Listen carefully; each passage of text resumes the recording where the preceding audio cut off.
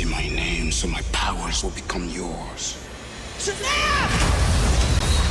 Welcome to Secret Words, the center of the comic book universe, a battle between truth and deception, the realm of rumors and lies, and troubled skies, the official CBN Rumor Report.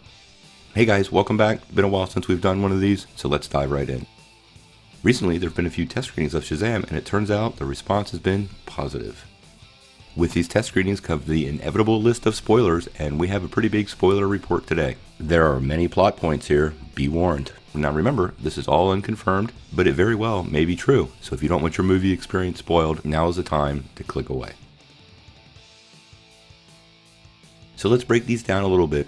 We'll start with the hero, Billy. So according to the rumor report, Billy has been living on his own, getting in trouble searching for his mother, who he happened to lose at a carnival, like we saw in the trailer, when he was really young. He ends up at the group home with the other kids and starts going to school on his own. When he fights those bullies we saw in the trailer and escapes on the metro train, he's brought to the Rock of Eternity, at which point in time, the wizard makes him the champion, Shazam.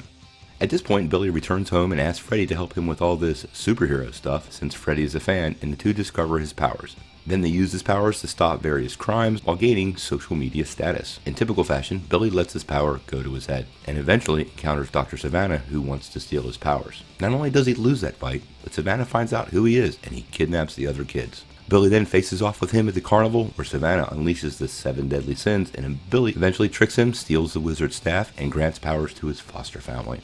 At this point, they have become the Shazam family, and then the kids help Shazam defeat the sins and Savannah. Now this sounds like pretty much what we figured, very similar to the New 52 storyline, minus of course all the Black Adam stuff. But the backstory for Dr. Savannah is a little different.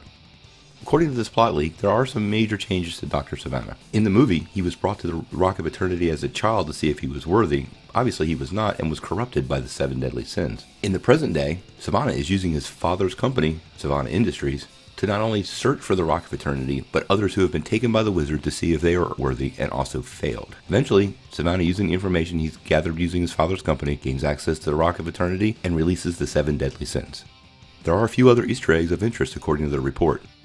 In the beginning, there's a flashback of young Savannah when he enters the Rock of Eternity. And who do we see in the little glass case? But Mr. Mind himself. A little later in the present day, when Billy enters, the case is already broken and he's escaped. There's also a pretty cool scene in the cave where at one point Billy and the other kids are stuck in there, and there's a room with a ton of doors to other dimensions. This is a nod to Rebirth. And, believe it or not, there is a Black Adam cameo. Now in the movie, it's just a hologram. It's part of the backstory when the wizard is telling Billy about a champion who failed him in the past. According to the report, you never get to see the Rock's face, so it doesn't look like he came in to do this. Then finally, there's the Superman cameo we reported on a few weeks ago. Apparently throughout the whole movie, Freddy is begging Billy to show up at school as Shazam to prove to his friends that he actually knows Shazam. And at the end of the movie, he finally does it. But interestingly enough, when he comes in, he says, "And I have brought another friend." And Superman walks in. He's in his Justice League suit. However, according to the report, you cannot see his face, and the voice used for Superman is not Henry Cavill. Well, there's been a lot of spoilers here. I hope I didn't push anybody over the edge. Like I said, none of this is confirmed, so we don't really know exactly what's true and what's not. But most of this seems to align with what we've seen in the trailers and what we've read, and if you've read the New 52, it kind of all comes together nicely. The 2-hour and 10-minute movie is slated to be released April the 5th. I know I'll be there. I'm a longtime fan of Captain Marvel. And although the New 52 version of Shazam is not my favorite character in the whole world, this appears to be put together pretty well. It looks like it's going to be fun, and I'm excited. What do you guys think? Are you excited? Do you care it's New 52? And do you mind the changes to Dr. Savannah? Tell me what you think in the comments below.